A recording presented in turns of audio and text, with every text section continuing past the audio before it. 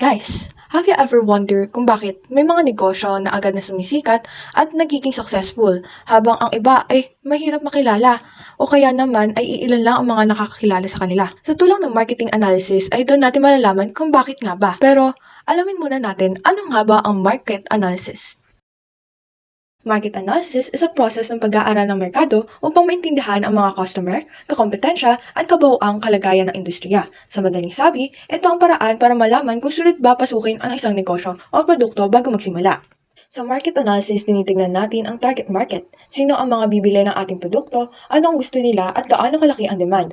Halimbawa, kung balak mo magpatayo ng milk tea shop, dapat mo malaman kung mahilig ba sa milk tea ang mga tao sa lugar mo at magkano ang kanilang gastusin. Kasama rin dito ang pagsusuri ng mga kakompetensya. Tinitingnan natin kung ilan na ang nagbebenta ng katulad ng produkto, magkano ang presyo nila, at anong mga paraan nila para makahatak ng customer. Ito ay tinatawag na competitive analysis. Bukod doon, mahalaga rin ang pag-aaral ng trend sa market. Halimbawa, kung mapapansin mo na mas nauuso ang healthier drinks, pwede kang gumawa ng milk tea na low sugar o may natural ingredients. Benefits of market analysis. Ang market analysis ay tumutulong sa negosyo para makagawa ng matalinong desisyon. Inaalam nito kung ano ang uso, sino ang customers, at paano magkaiba sa competitors. Ang mga benefits of market analysis, dito nasa-spot ang trends at opportunities. Dinidifferentiate from competitors, reduce risk and costs, tailor products to customer needs, analyze success and failures, optimize marketing efforts, reach new market segments, monitor performance, at pivot in new directions.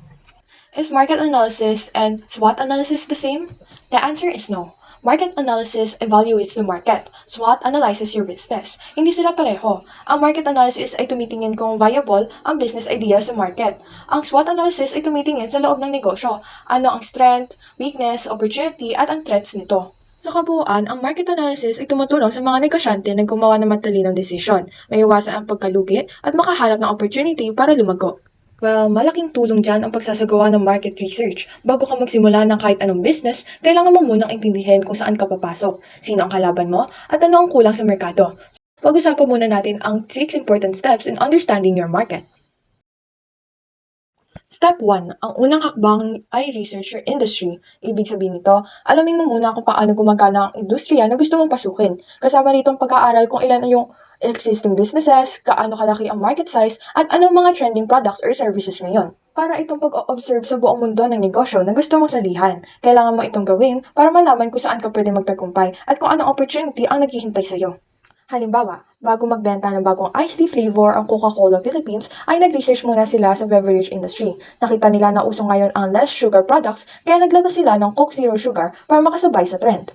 Step 2. Next, ay kailangan mo naman alamin kung sino ang mga kalaban mo sa market. Ito ang tinatawag na investigating the competitive landscape. Sa parting ito, tinitignan mo kung sino ang mga sikat na brands at paano nila napapasaya ang customers nila. Hindi ito para gayahin sila, kundi para makahanap ka ng paraan kung paano ka magiging kakaiba.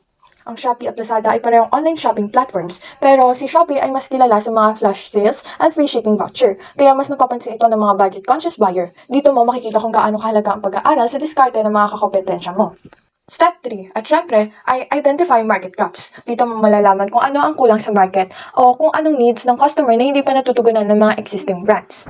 For example, sa online education, napansin ng isang startup na maraming estudyante ang hirap sa pure English tutorials. Kaya gumawa sila ng Taglish Business Video Lessons para madaling maintindihan ng mga ABM students. Ayan, nakahanap sila ng market gap at ginawa nilang opportunity yon.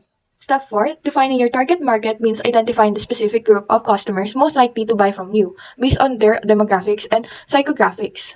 Isa sa halimbawa nito ay isang local skincare brand na nag-focus sa Gen Z customers sa urban areas. Napansin nila na mahilig ang mga kabataan sa cruelty-free at eco-friendly products. Kaya nagtapos sila ng vegan facial wash na may aesthetic packaging at catchy TikTok ads.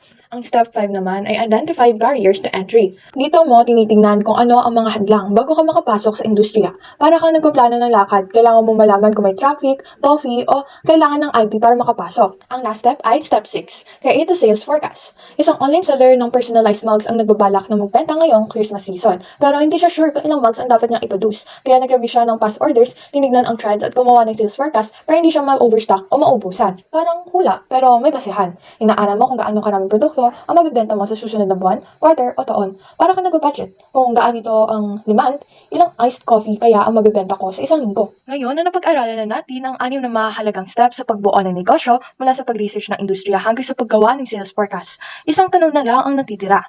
Handa ka na bang simulan ang sarili mong business journey?